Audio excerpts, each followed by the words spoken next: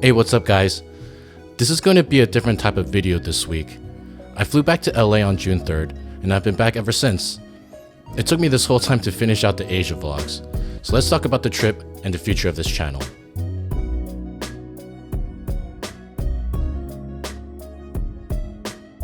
I got this question a lot, and to be honest, I can't really give you an answer, because it's like 1A, 1B, and 1C. Each country had its own impact on me, and they were all equally as important. I'm Taiwanese, so this trip to Taiwan in particular made me feel especially more connected to the country than I had in previous trips to the motherland.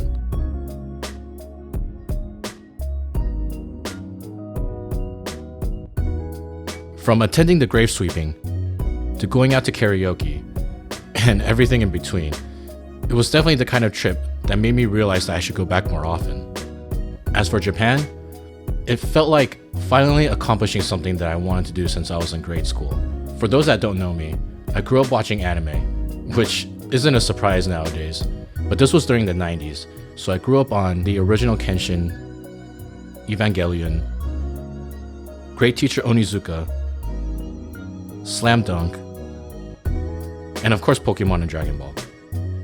I was also big on JRPGs like Final Fantasy, Chrono Trigger, and pretty much anything Square Enix or Squaresoft at that time. And for a while, I was really into J-Rock and some Visual Kei bands. All that to say that when I was young, I told myself that I would go to Japan once I started to make enough money. And I've had the luxury to travel out of the country a few times since then, but Japan just kept getting pushed back for whatever reason. So being able to accomplish this goal that I set out as a kid meant a lot to me. And finally, for Korea, it was a little similar to Japan in a way where I was listening to a lot of Boa during K-pop's sort of first renaissance in the US, and it was nice to visit Korea because of that. But it was also different in a way that I didn't know the language or anybody there, so it was a place where I could be more independent.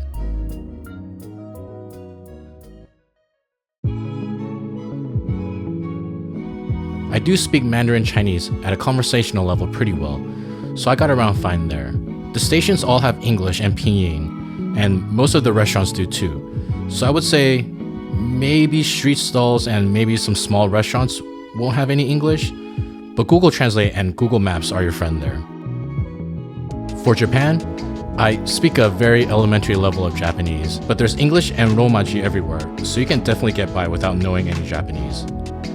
I would still recommend trying to learn some of the basic phrases though, and if all else fails, Google Maps and Google Translate are also your friends here.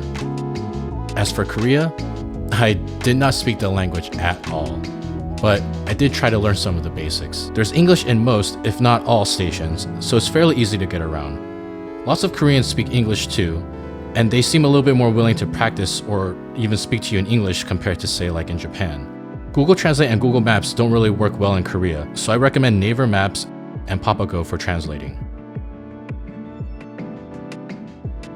In Taiwan, I would give it to the Bawan I ate in Jiufen and the Xiaolongbao and Bawan my eldest auntie bought us. Unfortunately, I don't know where she got it from. In Japan, it's easily the sushi I had from Sushi Arai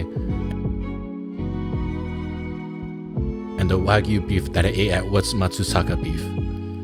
But honestly, almost all the food I ate in Japan was really good. I mean, just look at these. In Korea, the Michelin star meal I had goes without saying. But other than that, it was definitely the Gaejang from Kunjiwaji.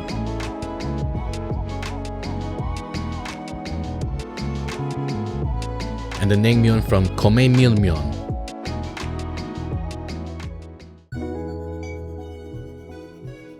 I planned some things out and played some by ear. I generally knew where I would be on which dates, but I sometimes didn't book my hotel until it was closer because I was trying to see if I can get better deals with points.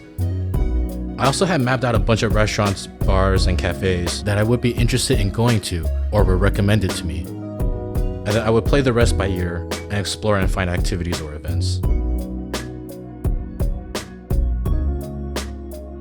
For Taiwan, a lot of it was actually my mom's friend, who was essentially our tour guide for when we were outside of Taipei and Kaohsiung, where my cousins Julie and Stacy also played tour guide for us. In Japan, my cousin James showed me around his area in Tokyo, and my friend Mana showed me some of her old stomping grounds.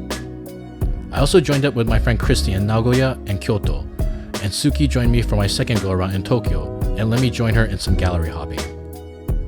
In Korea, I was a little bit more independent, but during my second time in Seoul, my friend Sam did introduce me to his friend Steven, who took me and my friend Jay, who eventually came to join, around Seoul. I spent around $30,000 US for the trip, as well as about 600,000 Chase Ultimate Rewards points. As much as I love public transit, I really miss driving. At least when I was in Jeju, I got to scratch that itch by renting a car. In-N-Out.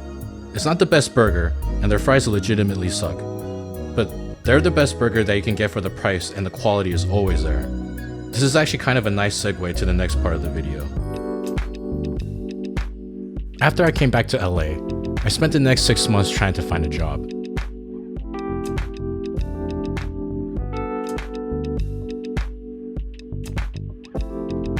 I also decided to deplete my liquid savings by going through some remodeling.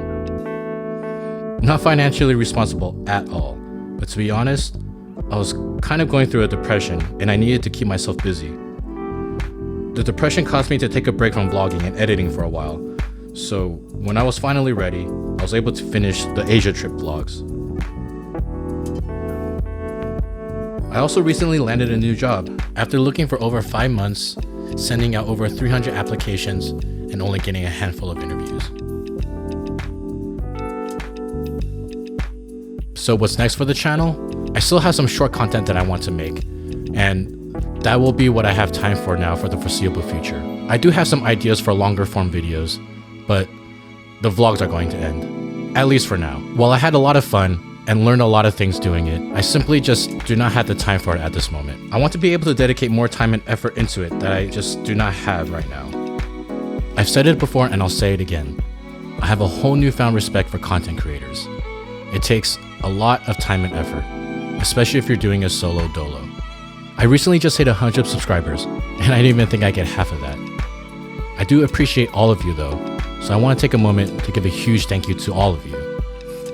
It may seem like a small milestone to some, but to me, it means the world. Each like, comment, and subscription has motivated me to keep creating and improving. Thank you so much for being a part of this journey. And with that said, that's all for this week. Thanks again for watching. See y'all next time.